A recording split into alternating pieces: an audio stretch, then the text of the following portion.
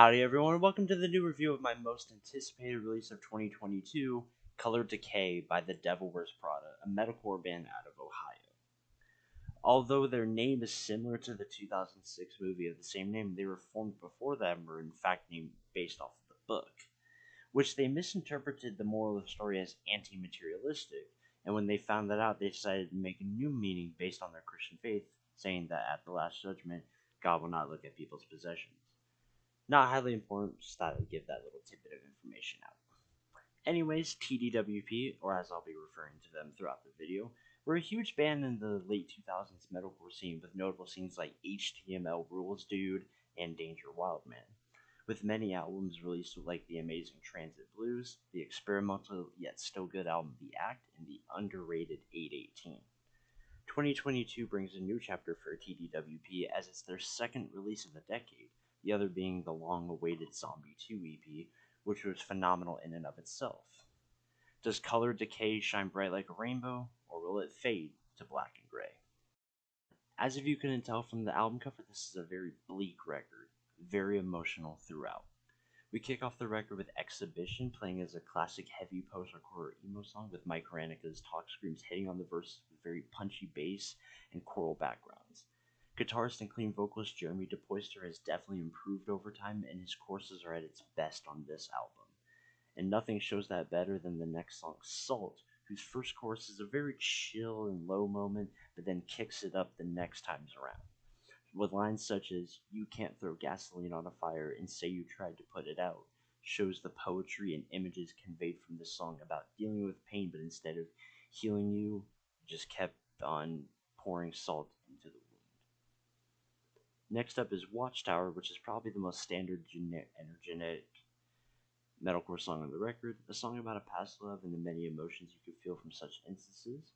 Noise has some really good guitar work on throughout the verses. This song does start the trend throughout the album of Mike screaming over chill and ambient verses, which works well with his voice. The breakdown with the repeated line of "I can't sleep because the sky is falling, rest in peace, the noise is calling," before leading into the final chorus is nothing short of amazing. Broken hits a lot of heartstrings, not just the calm sound throughout the song, the tale of addiction and the effects it takes on not just you, but the people around you. The chorus will cause some goosebumps, but it's worth it. The first taste and single we got off this album was the next song, Sacrifice, which reads as a message towards someone he trusted with his life but had been betrayed, such as in the lyric of, "We let the knot go, you let it die." The last chorus before the breakdown cuts it to halftime and you feel the emotion before the breakdown hits so hard. An amazing cut. Trapped is another emotional banger tackling a topic I think a lot of people can relate to, having someone you're close to dealing with a lot of issues and trying to be there with them and help them through it even if they don't think they need the help. Next track, Time, is a heavy tune, but a track dealing with life and how time just keeps moving on. The quote, "Time's moving like lightning, time shifts like a glacier." The next song, 25, is another track about someone he used to care about, but also reminiscing and wondering why this person would leave him.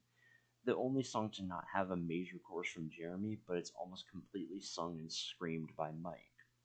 TDWP really comes into their own with songs like this. The experimentation really continues on the song Fire, which kind of sounds like a song you'd hear on the radio with a little bit of pop-inspired lo-fi samples used in the background, while the only guitars being a very acoustic-y sound. Very different, but also really good. Hallucinate is kind of self-explanatory, but this song is very heavy and very dark with some nice touch of electronic bass in some of the less heavy spots. The album ending on the song Cancer, which is probably the most emotional song to me. He talks about having dealt with death and tragedy, and now he has someone in possible pain, and he's hoping that, and I quote, "I hope that it's cancer and not something else, because I don't need any more things I don't want to talk about." This song is very gloomy, with the outro before we get an acoustic-laden version of the chorus with the vocals pitch shifted lower as a great way to end the song and the album. I mean it when I say that the album can bring you to tears while also making you headbang. It continues the experimentations from 2019's The Act, but done a whole lot better. Every song on here is a journey, and I can't help but say, despite my Ocean's 8 Alaska review, this has gotta be the best album of the year. My high anticipation has paid off, and I was blessed with an amazing record. I can't wait to see what's next for TDWP, but until then, Color Decay gets a 10 out of 10. Let me know how this album made you feel in the comments below. Be sure to check my next review where we get a little French. Take care.